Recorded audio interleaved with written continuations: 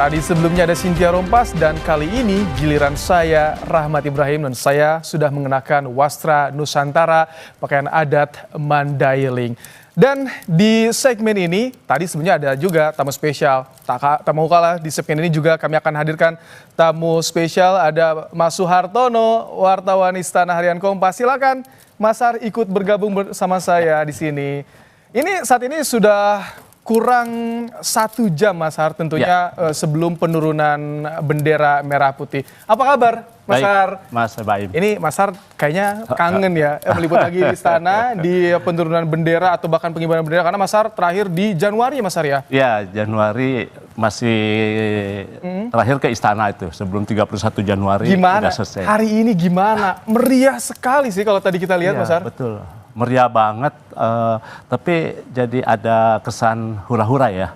Tadi saya ngobrol Gimana? dengan Guntur Soekarno, pulang dari menghadiri detik-detik proklamasi, saya teleponan, beliau bilang bagus acaranya Prabowo menyuguhkan detik-detik ya, antusiasmenya tunggu baik, tinggi sekali gitu ya. Hanya menurut beliau itu terlalu hura-hura, kurang sakral. Karena yang namanya proklamasi, detik-detik proklamasi itu harus sakral.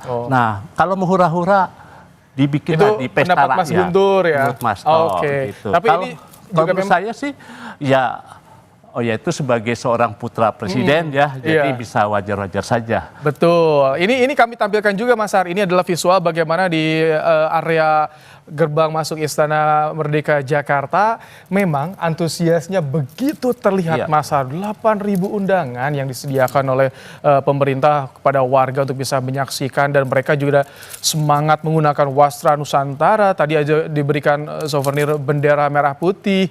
Artinya ini masyarakat dilibatkan di pesta rakyat kemerdekaan Republik Indonesia Mas Har ya? Iya, betul. Memang pelibatan masyarakat lebih tinggi ya. Saya lihat misalkan setelah upacara detik-detik penaikan, masyarakat ditawarkan untuk ke belakang Istana Merdeka.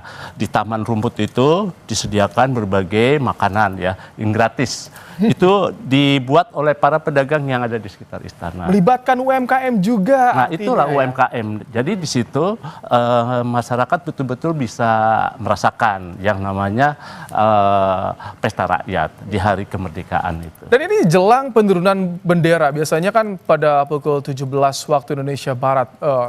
Sebelumnya dilalui dengan peniupan trompet pertama ya. Iya. Ada beberapa kali trompet biasa. 3 kali trompet. Ada sebelum upacara memang disuguhkan dengan kesenian-kesenian. Tadi kita sebelumnya simak bersama ada artis nasional Ruth Sahanaya juga menghibur tamu undangan yang hadir Mas Har. Jadi masyarakat juga sambil menunggu upacara bisa menikmati sajian yang tersedia di sana ya. Iya.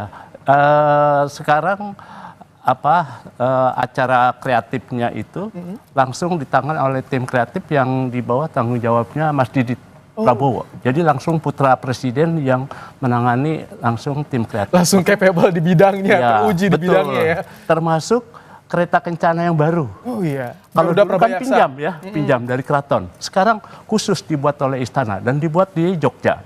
Jadi kereta kencananya terbuka di atasnya. Katanya sih mengadopsi di negara lain gitu. Jadi supaya lebih terkesan terbuka, rakyat bisa melihat. Kalau dulu Paskibraka. Ki Jagaraksa kan warna hitam tertutup. Ya, tertutup. Itu di Jawa Barat. Sekarang di Yogyakarta dibuat langsung di Sleman ya. Iya. Dan disuguhkan jadi rakyat langsung melihat. Termasuk juga ini produksi rakyat gitu ya. Jadi betul-betul pelibatan masyarakat kali ini cukup tinggi. Baik, itu ada beberapa momen. Lalu yang beda lagi soal persiapan nih. Persiapan jelang perayaan HUT kemerdekaan Mas Har. Kita lihat begitu grande, begitu meriah yang tersaji di istana. Tapi Mas Har lihat bagaimana sih persiapannya kalau ini di istana ini? Ya, biasanya? Kalau saya ingat kan sempat tanggal 20 Juli itu akan diluncurkan tema dan logo HUT RI di Istana Negara oleh Presiden. Tapi entah mengapa mundur ke tanggal 23. 23 Juli. Jadi relatif persiapan itu cukup mepet banget kalau buat orang-orang istana. Karena kalau dibandingkan dengan era Pak Jokowi, era Pak SBY yang juga mempersiapkan acara ini besar-besaran juga, itu bulan Mei atau awal Juli itu sudah persiapan, sudah diumumkan tema dan logonya, sehingga panitia di istana itu mempersiapkannya lebih ada waktu. Tapi ini luar biasa loh. Pengukuhan juga kan, pengukuhan kemarin Paskibraka sempat mundur 2 hari, tapi ternyata ketika harus perform tampaknya ya meskipun biasanya ada 2 agenda yang kali ini agak mepet dan akhirnya ada 1 agenda penting yang juga belum dilakukan oleh istana. Satu adalah pengukuhan Paskibraka yang biasanya dilakukan itu paling telat tanggal 15 atau 13 Agustus sebelum tanggal 17.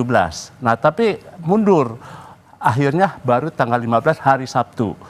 Dan itu pun yang mengukuhkan kan bukan presiden, yaitu Menseknek.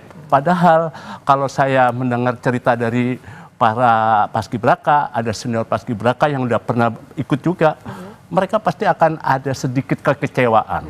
Karena mereka udah ada di istana, sudah di Jakarta, berharap presiden sebagai kepala negara yang mengukuhkan mereka. Tapi ternyata cuma Menseknek. Jadi mereka agak mungkin kalau terdegradasi ya. Nah, 1 acara yang belum dilakukan oleh istana adalah pemberian tanda kehormatan dan jasa yang biasanya dilakukan sebelum pada tanggal 17. Nah, ini belum, dan informasinya katanya nanti setelah 17. Oke, berarti setelah pelaksanaan. Nah, ini kami tampilkan di layar kaca Kompas TV, saudara, ini adalah bagaimana tarian tradisional